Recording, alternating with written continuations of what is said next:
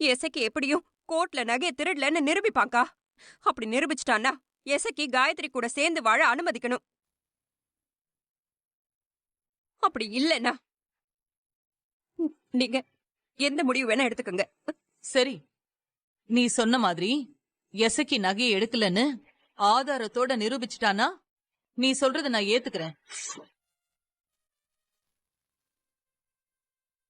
ஆனா அப்படி நிரூபிக்கலனா காயத்ரி யார விரும்புறாளோ அவனதான் அவளுக்கு நான் கல்யாணம் பண்ணி வைப்பேன்.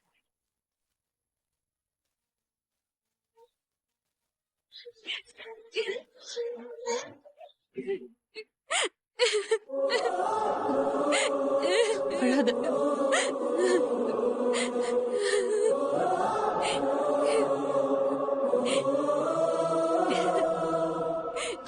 அழாத, நீ அழாத. அம்மா இருக்கேன் உனக்கு. உனக்கு ஒரு நல்ல வாழ்க்கை அமைச்சு தர வேண்டியது என்னோட பொறுப்பு. நீ அழாத. கண்ணை தொடச்சுக்கோ. பைரவி, அத்தை, காயத்ரியை கூட்டிட்டு போமா. சரிங்க அத்தை. போ காயத்ரி, வா.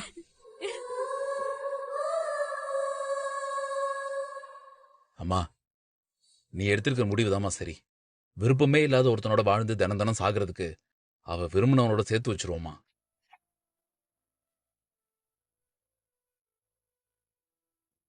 பெரியமா, செழியன் ரொம்ப நல்லவரு, நிறைய படிச்சிருக்காரு. கண்டிப்பா காயத்ரி அவரு ரொம்ப நல்லாவே பாத்துப்பாரு பெரியமா.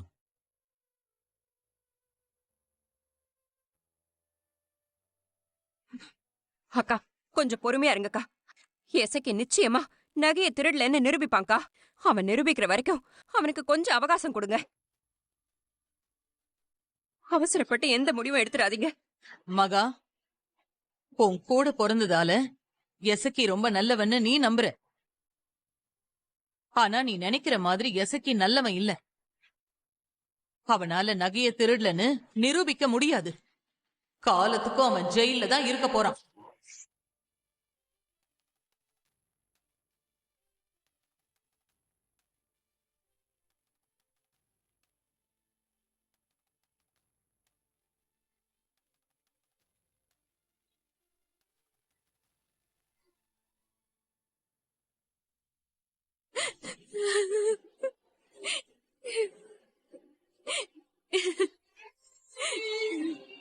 காயத்ரி, உன் வாழ்க்கை இப்படி ஆனதுக்கு நானும் ஒரு காரணம். என்ன மன்னிச்சிடு. என்கிட்ட மன்னிப்பெல்லாம் கேட்காதீங்க. அது என் தலையெழுத்து. அதுக்கு நீங்க என்ன பண்ணுவீங்க? நீ விருப்பம் இல்லாமதான் இவ்வளவு நாளா எசக்கி கூட வாழ்ந்தன்னு எனக்கு தெரியும்.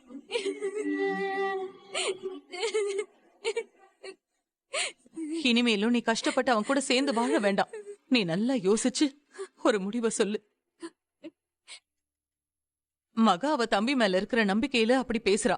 நான் எசக்கிய இனிமே நம்ப போறதில்ல. ஓ மனசுல என்ன இருக்குன்னு நீ பொறுமையா யோசிச்சு அம்மா கிட்ட சொல்லு.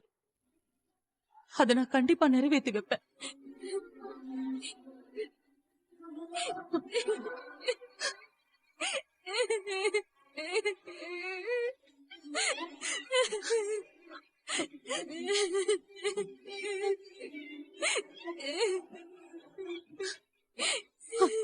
அழாதம்மா, அழாத. அம்மா இருக்கேன்.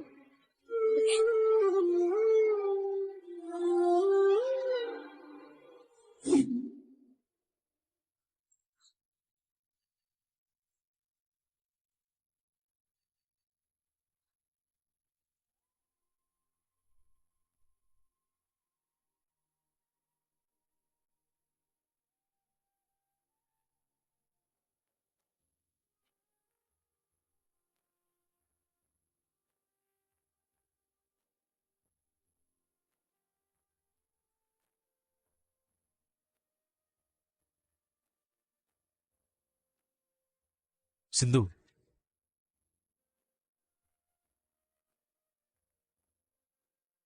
ஆரம்பத்துல எனக்கு எசக்கி மேல ஒரு சின்ன சந்தேகம் இருந்தது.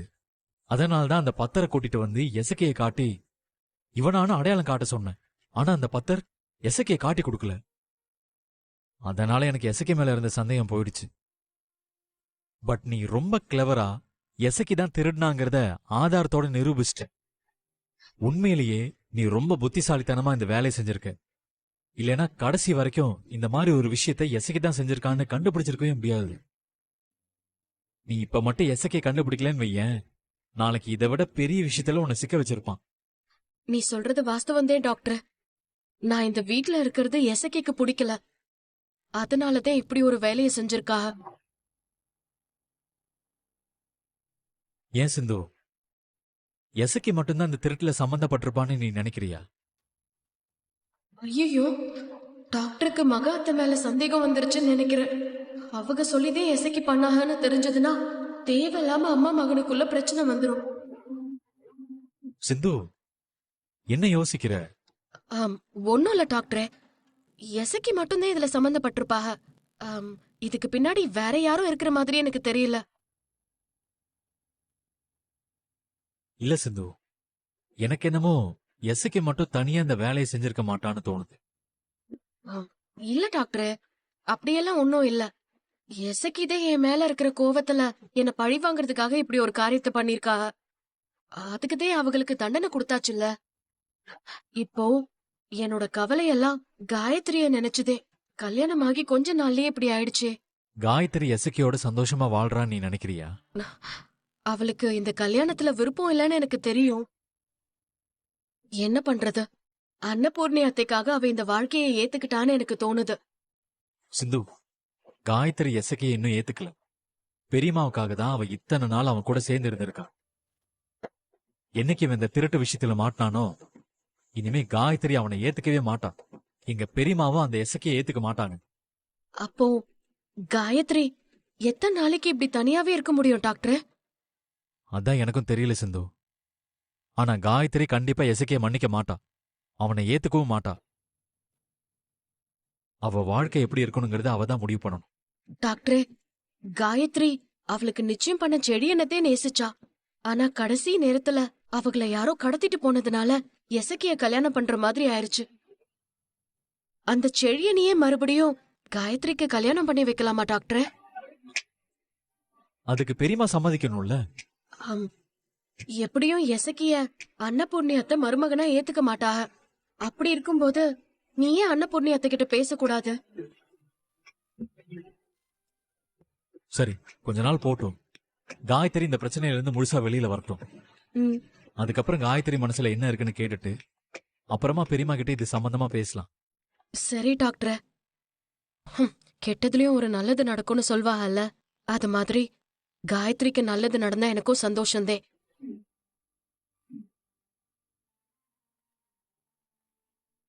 என்ன யோசிக்கிற டாக்டர்?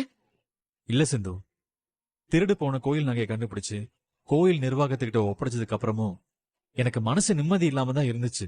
ஏன்னா உங்ககிட்ட இருந்த நகையை திருநவன் யாருன்னு கண்டுபிடிக்காத வரைக்கும் அந்த பழியெல்லாம் உன்னையே சுத்தி சுத்தி வரும்னு கவலைப்பட்டுட்டு இருந்தேன்.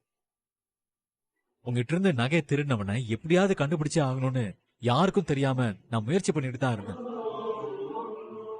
ஆனா நம்ம வீட்டுல இருக்க எசக்கியே திருடி இருக்கான்னு நீ ஆதாரத்தோடு நிரூபிச்சதுக்கு அப்புறம் தான் அப்பாடா உன் மேல இருந்த பழி விலகிருச்சு.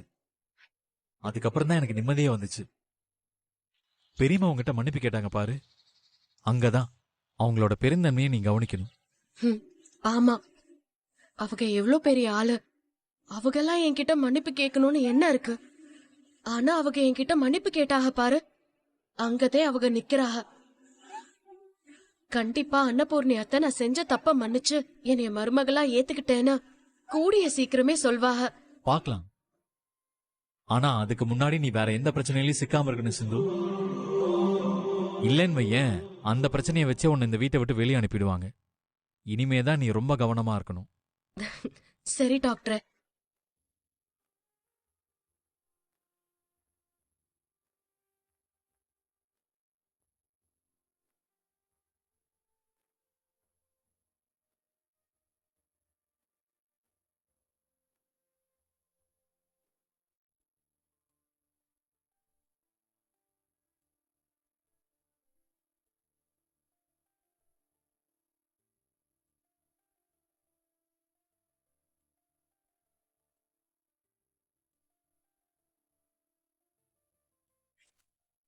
அண்ணே, நீங்க நகைய மாத்தி வச்சிருந்தீங்கன்னா தயவு செஞ்சு திருப்பி கொடுங்க அண்ணே.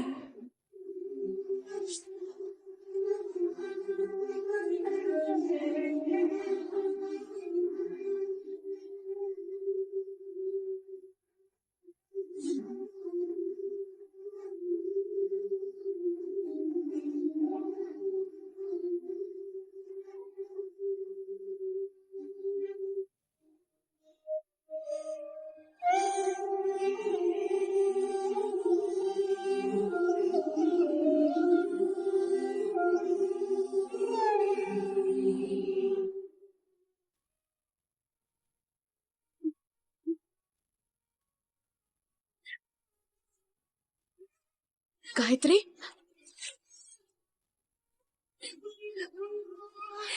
என்ன காயத்ரி, என்னாச்சு?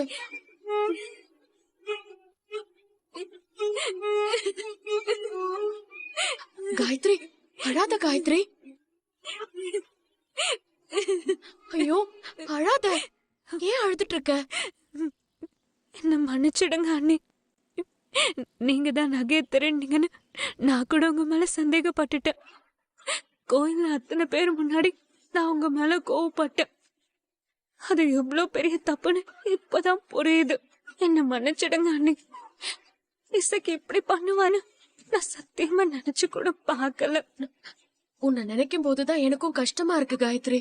எசக்கிய ஜெயிலுக்கு அனுப்பியிருக்க கூடாதுன்னு தோணுது. இல்ல அண்ணி, இசைக்கு செஞ்ச தப்புக்கு அவனுக்கு தண்டனை கிடைச்சே ஆகணும். நீங்க சரியாதான் பண்ணிருக்கீங்க அண்ணி. அவன மாதிரி ஒரு துரோகிய கல்யாணம் பண்ணதை நினைச்சு எனக்கு அருவருப்பா இருக்கு. இனிமே அவன் மூஞ்சிலே முழிக்க மாட்டேன். அவன் கட்டின இந்த தாலிய சுமக்கிறது பெரிய அவமானமா நினைக்கிறேன். அம்மாவுக்காக தான் நான் அவனை கல்யாணம் பண்ணிக்கிட்டேன். அம்மா மனசு சங்கடப்படக்கூடாதுன்னு தான் பிடிக்கலனாலும் சகிச்சுட்டு வாழ்ந்துட்டு இருக்கேன். ஆனா இப்போ நான் ஒரு முடிவு எடுத்துட்டேன். இனி அவன் என் வாழ்க்கையில இல்ல. நீ ஆசைப்பட்ட வாழ்க்கை உனக்கு திரும்ப கிடைக்கணும்னதே நான் கடவுள்கிட்ட வேண்டிக்கிட்டு இருக்கேன். எல்லாத்துக்கும் ஒரு நல்ல நேரம் வரும். நீ அது வரைக்கும் கொஞ்சம் பொறுமையா இருக்கணும் காயத்ரி. சரிங்க அண்ணி, மறுபடியும் கேக்குறேன். தெரிஞ்சோ தெரியாமலோ நான் உங்களை சங்கடப்படுத்தி இருந்தா என்ன மன்னிச்சிருங்க அண்ணி. ஐயோ, பெரிய வார்த்தைலாம் சொல்லாத காயத்ரி.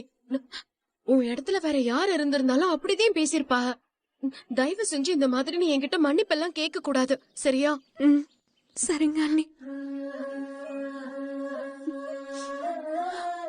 எப்படியோ நான் அம்மன் நகையை திருடலன்னு அன்னபூர்ணி அத்தை நம்பிட்டாக. அதுவே எனக்கு போதும். சரிங்க அண்ணி, நான் போறேன். சரி.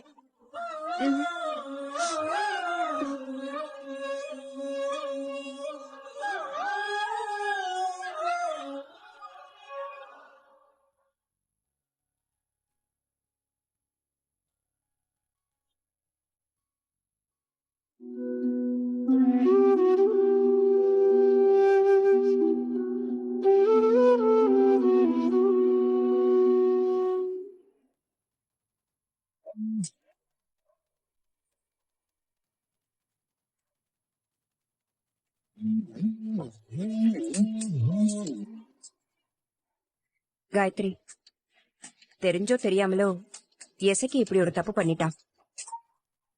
அதுக்கு உங்க அம்மா அவனுக்கு கொடுத்திருக்கிற தண்டனை ரொம்ப பெரிய தண்டனை. என்ன இருந்தாலும் எசக்கி உன்னை தொட்டு தாலி கட்டினவன். அவனை ஜெயிலுக்கு அனுப்ப நீ அனுமதிச்சிருக்க கூடாது. எசக்கிக்காக நீ உங்க அம்மா கிட்ட பேசி இருந்திருக்கணும். எசக்கி என்ன மூணாவது மனுஷனா சொல்லு? அன்னபூர்ணி அக்காவோட மருமகன், உன்னோட புருஷம்மா. அவன் எவ்வளவு பெரிய தப்பு பண்ணிருந்தாலும் அவனை மன்னிச்சு அவனுக்கு புத்திமதி சொல்லி அவன் திருந்தி வாழ அன்னபூர்ணி அக்கா ஒரு வாய்ப்பு கொடுத்திருக்கணும். ஆனா அவங்க கோவத்துல எதையுமே யோசிக்காம அவனை போலீஸ்ல புடிச்சு கொடுத்துட்டாங்க. கண்டிப்பா அவங்க செஞ்சது தப்புன்னு பின்னாடி யோசிப்பாங்க. ஆனா அவனை போலீஸ் புடிச்சிட்டு போகும்போது நீ அமைதியா இருந்த பாரு, அதத்தான் என்னால ஏத்துக்கவே முடியல. எசக்கி தப்பே பண்ணிருந்தாலும் நீ அவனை விட்டு கொடுத்திருக்க கூடாதுமா. அவனுக்காக நீதான் உன் அம்மா கிட்ட சண்டை போட்டிருக்கணும். இங்க பாரு, அந்த சிந்து நல்லவளா? அவளை பழி வாங்கறதுக்காக எசக்கி இப்படி ஒரு காரியத்தை பண்ணிட்டா. அவன் ஒன்னும் அவனுக்காக இதை பண்ணலையே. சிவாவையும் அன்னபூர்ணி அக்காவையும் ஏமாத்திருக்கா. அவங்களுக்கு அவ பெரிய துரோகம் பண்ணிருக்கா. சிந்து இந்த வீட்டுல வாழக்கூடாது அப்படின்னு அன்னபூர்ணி அக்கா முடிவெடுத்ததுக்கு அப்புறமும் கோர்ட்டு அவ சிவா கூட இந்த வீட்டுல ஒரு வருஷம் வாழணும்னு சொன்னதுனால அவளை வீட்டை விட்டு அனுப்பணும்னு எசக்கி இப்படி பண்ணிருப்பான். சொல்ல போனா சிவாவுக்கும் அன்னபூர்ணி அக்காவுக்கும் அவன் நல்லது பண்றதுக்காக தான் இப்படி பண்ணிருப்பான்னு எனக்கு தோணுது. இத புரிஞ்சுக்காம அன்னபூர்ணி அக்கா எசக்கிய போலீஸ்ல புடிச்சு கொடுத்துட்டாங்க. அவன் அவங்களுக்காக தான் இப்படி ஒரு காரியத்தை செஞ்சிருக்காங்கிறது அவங்களுக்கே புரியல.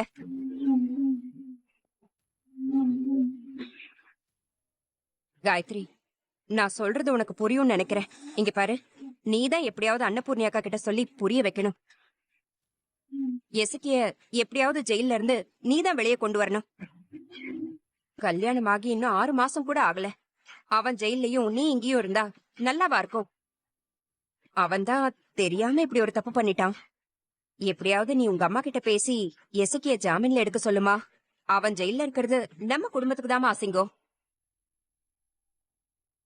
நாளைக்கு சொந்த மருமகனையே ஜெயிலுக்கு அனுப்பிட்டாங்கன்னு அன்னபூர்ணி அக்காவ இந்த ஊர் உலகம் தப்பா பேசும். கட்டின புருஷனை காயத்ரி கூட காப்பாத்தலன்னு உன்னையும் இந்த ஊர் கேவலமா பேசுமா. நம்ம குடும்பத்தை விட்டு சிந்துவ விரட்டுறதுக்காகத்தான் எசக்கி இப்படி பண்ணான்னு உங்க அம்மா கிட்ட சொல்லி புரிய வச்சு அவனை எப்படியாவது வெளியே கொண்டு வந்துருமா. என்னால எங்க அம்மா கிட்ட பேச முடியாது. இசைக்கு பண்ணது தப்பு.